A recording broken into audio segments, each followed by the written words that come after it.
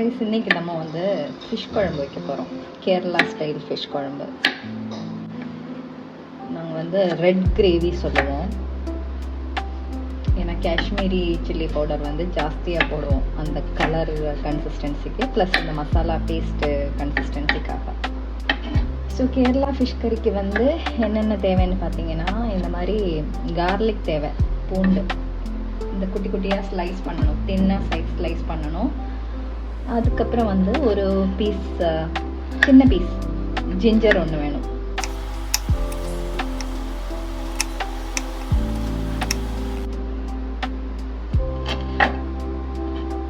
நான் வந்து Chennai based Malayali, Chennai settled Malayali. இப்போ வந்து என்ன பிரச்சனைனா, தமிழும் வரமாட்டேங்குது, மலையாளமும் வரமாட்டேங்குது. நெக்ஸ்ட் வந்து சின்ன வெங்காயம் வந்து இவ்வளோ உரிக்கிறதெல்லாம் கஷ்டம். ஸோ அதனால் என்ன பண்ணுவோன்னா, இதை வந்து சோப் பண்ணிடுவோம். லைட்டாக வார்ம் வாட்டரில் சோப் பண்ணிங்கன்னா சீக்கிரமே பீல் ஆகி வந்துடும். அதனால் இதுதான் வந்து இந்த மெத்தடு தான் யூஸ் பண்ணுறோம் சின்ன வெங்காயம் உரிக்கிறதுக்கு. ஸோ சால்ட் பண்ண வேண்டியது வந்து தின்னாக ஸ்லைஸ் பண்ணணும். மசாலா பேஸ்ட்டுக்கு வந்து ஸ்லைஸ் பண்ண தேவையில்லை, ஏன்னா நம்ம ஃபைனலாக வந்து கிரைண்டு தான் பண்ணுறோம்.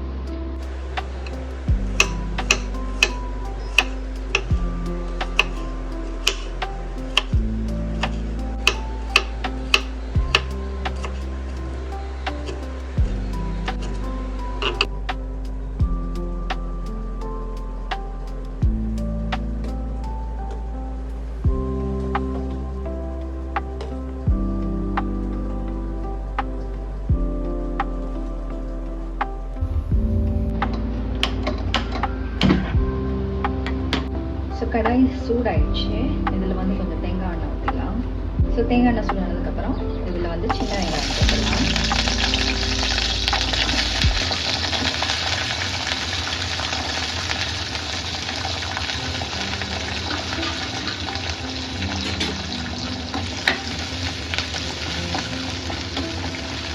ஸோ இதை வந்து நல்லா வதங்கணும். சின்ன வெங்காயம் இந்த கோல்டன் ப்ரௌன் ஆகிற வரைக்கும் கொஞ்சம் சாட்டே பண்ணணும்.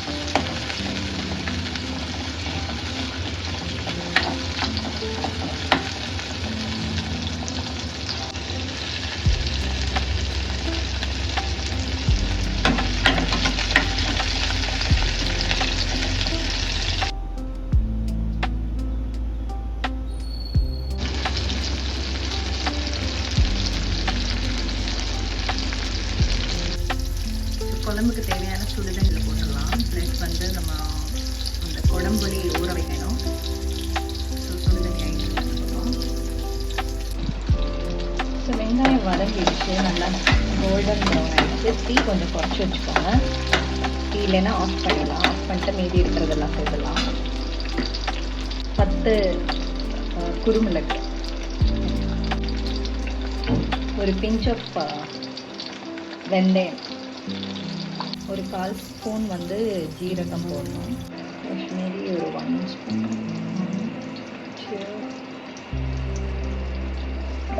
ஒரு 3.5 குட்டி ஸ்பூன், ஒரு 3.5 ஸ்பூன் இருக்கும். காரமாக இருக்கிற சில்லி வந்து ஒரு 1 ஸ்பூன், சின்ன ஸ்பூன். இந்த குழம்பு மிளகாய் இது ஜஸ்ட் 1 டேபிள் ஸ்பூன் குழம்பு மிளகாய் பொடி, 1/2 ஸ்பூன் வந்து மல்லிப்பொடி, தனியாக. ஸோ மஞ்சள் பொடியும் போடணும். போட்டுட்டு நல்லா வதக்கணும்.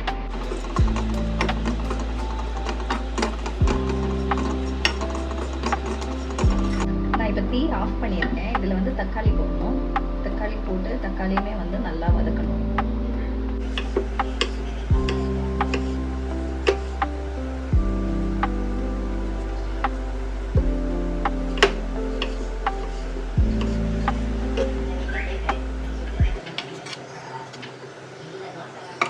ஸோ மறுபடியும் தீ ஆன் பண்ணிவிட்டு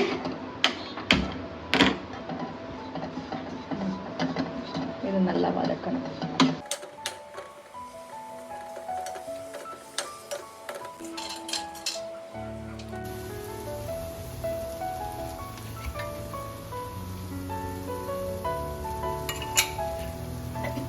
கொஞ்சம் எண்ணெய் ஊற்றிருக்கேன், அது நல்லா வதங்குறதுக்கு, இல்லைன்னா அடிச்சு பிடிக்கும். அந்த பொடி தக்காளியெல்லாம் அடிக்கி பிடிக்காமல் இருக்கிறதுக்காக லைட்டாக தண்ணியும் வந்து தெளித்து விட்டுருக்கேன். இப்போ நம்ம வச்சிடலாம். ஆற வச்சதுக்கப்புறம் தான் வந்து மிக்சியில் போட்டு அடிக்கணும். ஓகே. ஸோ அடுத்து வந்து கொடம்புளி ஊற வச்சுருக்கேன். 2 பீஸ் கொடம்புளி கழுவிட்டு ஊற வச்சுருக்கேன் கொஞ்சம் வார்ம் வாட்டரில். ஸோ அது வந்து ஊறட்டும். ஸோ இந்த மசாலா வந்து மிக்சியில் போட்டு அரைக்க போகிறோம். ஓகே, நெக்ஸ்ட்டு நம்ம ஸ்டவ் பற்ற வச்சு ஒரு மண்சட்டி வச்சுருக்கோம். இப்போ மண்சட்டி காஞ்சிடுச்சு. இப்போ வந்து நம்ம எண்ணெய் ஊற்ற போகிறோம். தேங்காய் எண்ணெய் ஒரு 3 ஸ்பூன் அளவுக்கு. ஸோ எண்ணெயும் சூடாயிடுச்சு. இப்போ வந்து நம்ம கடுகு போட போகிறோம். இதில் ஸ்பூன் கடுகு.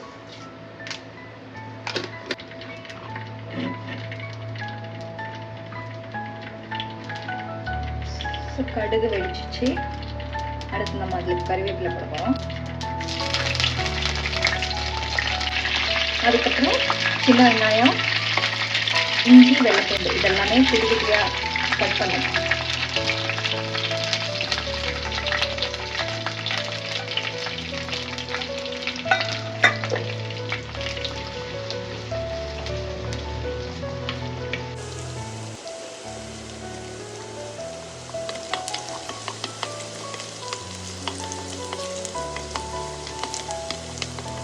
இந்த சின்ன வெங்காயம் கோல்டன் ப்ரௌன் ஆகிறதுக்கு முன்னாடியே நம்ம அந்த மசாலா வந்து இதில் போட்டு வதக்க ஆரம்பிச்சிடணும்.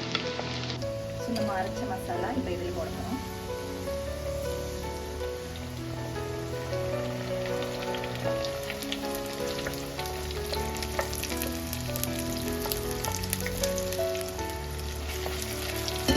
இது இப்போதைக்கு வந்து எக்ஸ்ட்ரா தண்ணி எதுவுமே ஊற்றாமல் இது வதங்கி வரணும். வதங்கி வரும்போது இந்த மசாலாவோட கலர் வந்து லைட்டாக சேஞ்ச் ஆகும். அதுக்கப்புறம் தான் அந்த ரிமைனிங் இருக்குது ஜாரு கலவனை பண்ணி அதெல்லாம் போடணும். ஸோ இப்போ இந்த எண்ணெயிலே இந்த மசாலா நல்லா வதங்கி கொஞ்சம் அந்த கலர் வந்து இப்போ ஒரு ரெட்டிஷ் கலர் இருந்துச்சுன்னா கொஞ்சம் ப்ரௌன் ஆகணும். அது எண்ணெயெல்லாம் தெரிஞ்சு வந்துடும்.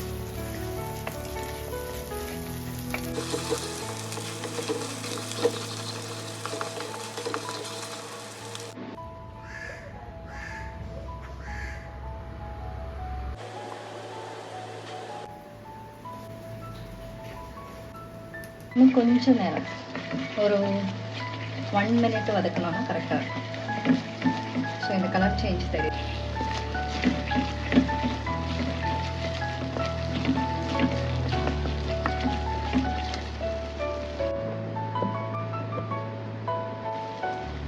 ஸோ இது வந்து ஊற வச்ச கொடம்புளி அதோட சேர்த்து அந்த தண்ணி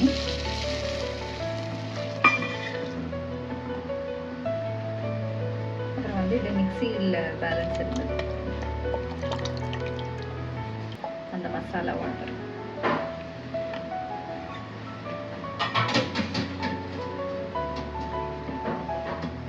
இதை ஃபஸ்ட்டு நல்லா இந்த மசாலா ஃபுல்லாக இந்த தண்ணியில் கரைச்சிட்டு அதுக்கப்புறம் எவ்வளோ தண்ணி வேணுமோ இந்த குழம்புக்கு எவ்வளோ தண்ணி வேணுமோ அதுக்கு தகுந்த மாதிரி தண்ணி ஊற்றிடலாம்.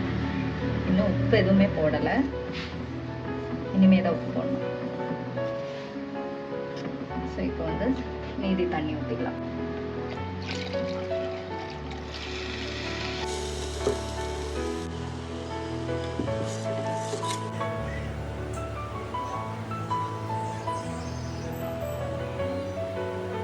எவ்வளோ உங்களுக்கு கிரேவி வேணுமோ அந்த அளவுக்கு கொஞ்சம் வத்தினதுக்கப்புறம் தான் ஃபிஷ் போடணும். ஸோ இது வந்து அந்த புளி எல்லாம் நல்லா அப்சர்வ் ஆகுறதுக்காக நல்லா பாயில் ஆகும்.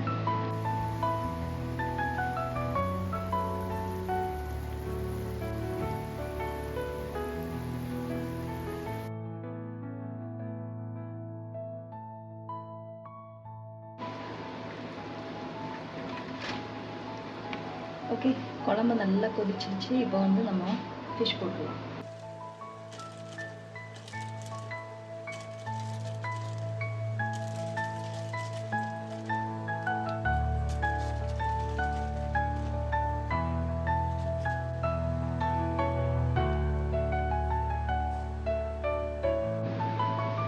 இப்போ கரெக்டாக ஒரு 14 to 15 minutes மேக்ஸ் அதுக்குள்ளே ஃபிஷ் குழம்பு ரெடி ஆகிடும்.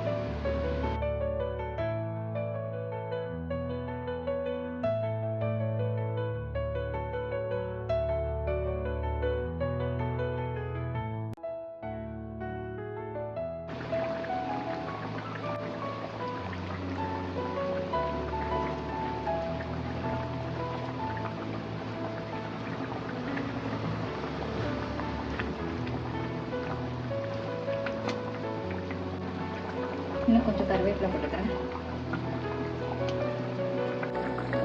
நம்மளோட குழம்பு இங்கே ரெடி ஆயிடுச்சு. கொஞ்சோண்டு தேங்காய் எண்ணெய் மட்டும் மேலே ஊற்றிக்கலாம்.